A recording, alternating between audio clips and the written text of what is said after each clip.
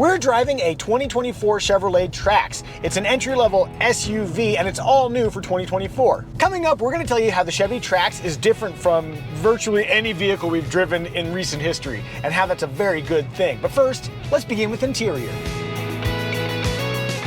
This interior is pretty stylish, especially for the price point here. Like, I love the texture here. These really over-the-top stylish vents. Those vents very much remind me of like what you find in the Camaro. In some places, you will find some soft material. Well, not there. It's not. Yeah, this is very scratchy. Plastic, and then we got this down here. This spot right here, there's just the perfect reflection at certain sun angles to blind me. But again, you got to think about the price point, and that is a phrase we're going to say repeatedly throughout this video. They'll draw your attention to the climate controls, couple of knobs, few buttons, very, very simple. I also really appreciate the storage areas. This wireless charger with charge ports right nearby. Also, this vertical place to put your phone, very handy. Drink holders in the door that just barely fit your big drink. There's also my favorite kind of sauce pocket. Not too deep, but generously wide. And then we got a fairly deep center console area, not super, super wide, but still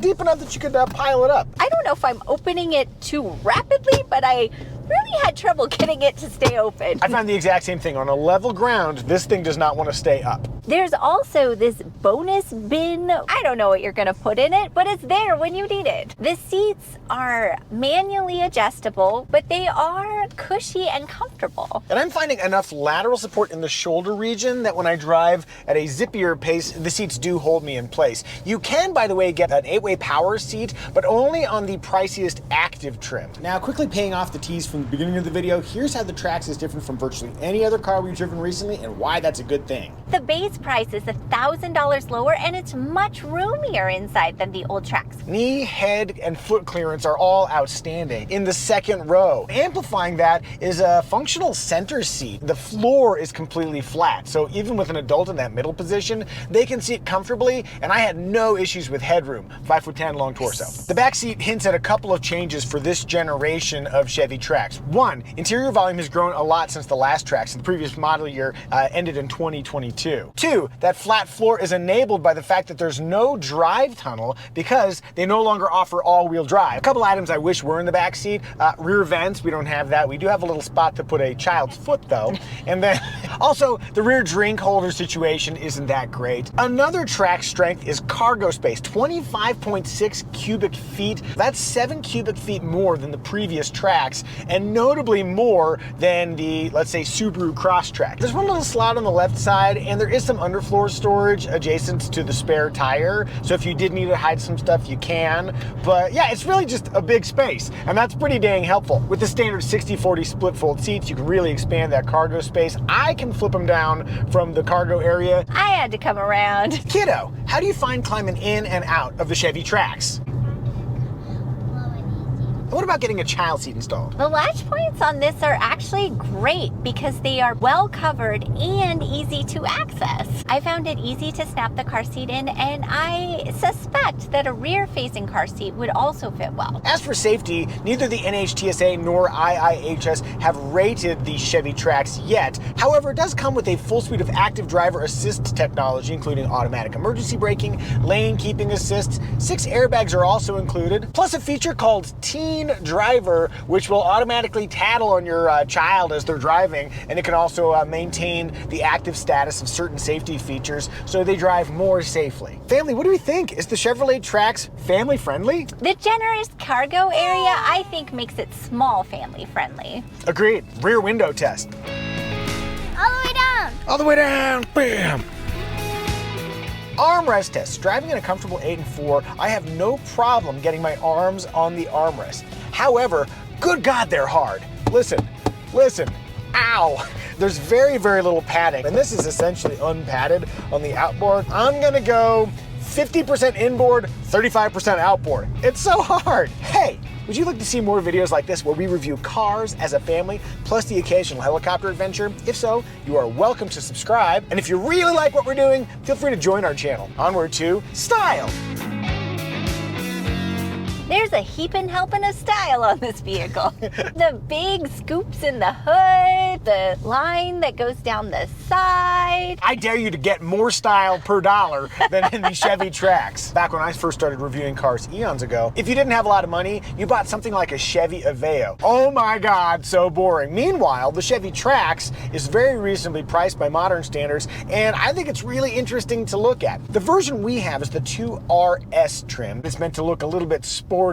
Black trim on the outside, and it's got these 19-inch wheels. It's an attractive package, and I also like the fact that essentially all of the colors are free except for one. Wait, it's not cayenne orange, is it? I think it is, but it's only like $400 or something. It's actually not that expensive for a cool looking color. One other style thought, they call this an SUV. There's no all-wheel drive. It does sit up high enough that we can make it over pine cones. You've got 7.3 inches of ground clearance, so that's kind of SUV-ish. Really what it is, Americans won't buy hatchbacks for the most part, so we gotta call it an SUV. Regardless of labels, for a very modest price, the Trax brings bold style.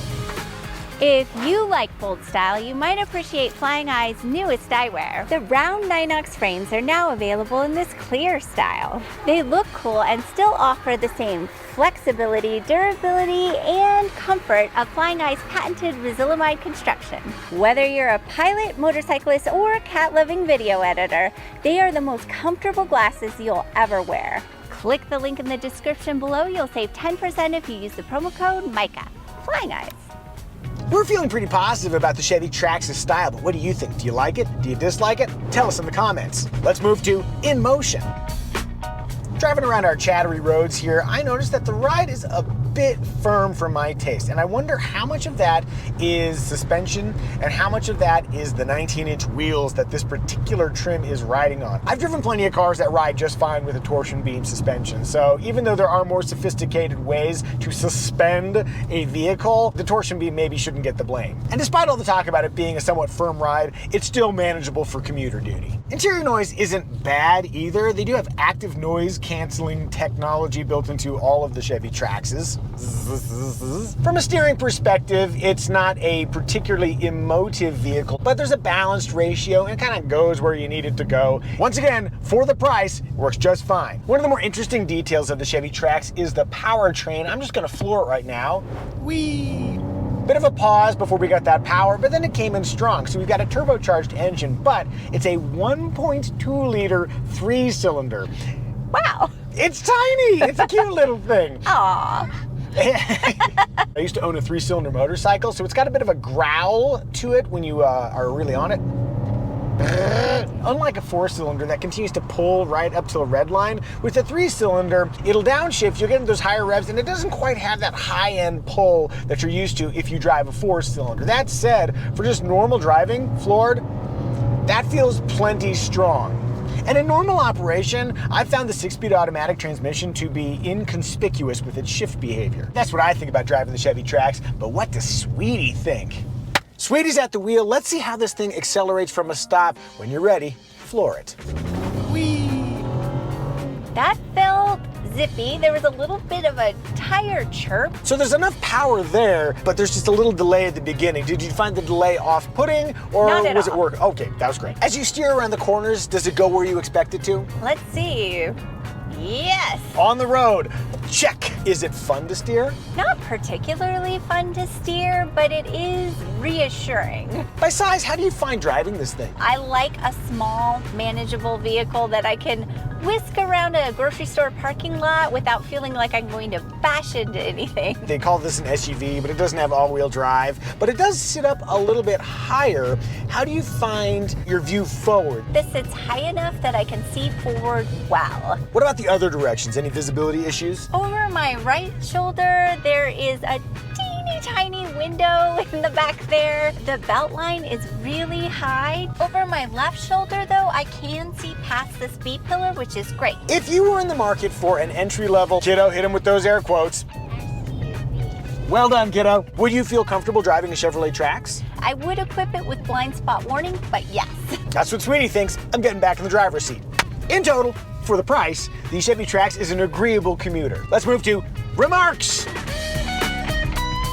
Remark number 1, infotainment. The standard screen is 8 inches and it includes Apple CarPlay and Android Auto wireless. If you go to the mid-level LT trim or up, you get this 11-inch screen. The menu is laid out in a way that's intuitive to navigate. There are these symbols on the side. I appreciate how crisp the graphics are. And we've got an actual physical volume knob, though I do have to lean forward if I'm going to reach it. Do you find it off-putting that this is canted away from you? It hasn't been an issue for me. In this higher trim, we've got an 8-inch digital gauge cluster. It doesn't have like spectacular animations, but it is vivid and it gives you the information you need when driving. One other bit of technology that I think is kind of cool is that the Chevy Trax includes a tire fill alert system. So if you're filling up your tire, it'll give you like an audible cue that you've reached the correct tire pressure. And now it's our daughter's time to shine. Kiddo, what is your favorite feature of the Chevrolet Trax?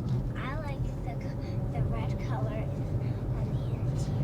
Oh yeah, I really like that too. Oftentimes with cheap cars, things get very plain and just little pops of color really set it off. Here in the 2RS trim, we've got this red trim, but in looking at the configurator, you can do like blue interior trim or a contrasting yellow trim. And I think it looks really fun. And that was Kiddo's favorite feature. All right, let's talk engine choices. The only engine offered is a 1.2 liter inline 3-cylinder turbocharged engine. The previous Trax offered all-wheel drive, the new one does not. Power has also dropped from the previous Trax's 1.4 liter turbocharged engine. Sweetie, Yeah, may I tell them about our trim recommendation? let's do it. My microphone fell off.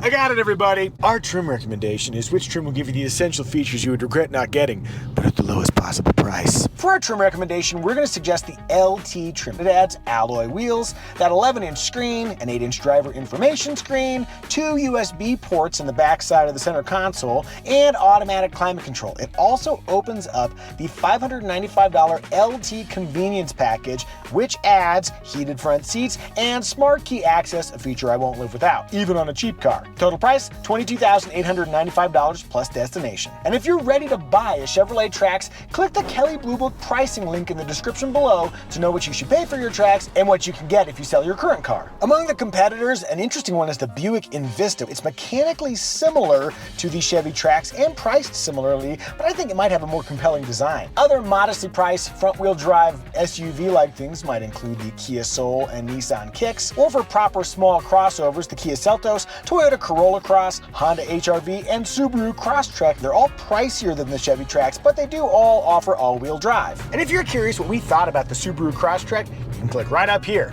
Did we miss any remarks? If so, tell us in the comments section. Synopsis! In thinking about the essence of the Chevrolet Trax, it gives you more for less in stylish fashion. It is the Costco Couture TikTok trend of entry-level SUVs. Yeah. Catchy. Yeah, okay. Family, I think we've done a good job reviewing the Chevrolet Trax. May I have a 5 and a 5. Sorry, yeah, I got weird. And you ready to get weird? No, let's not. Come get your high five. Boom.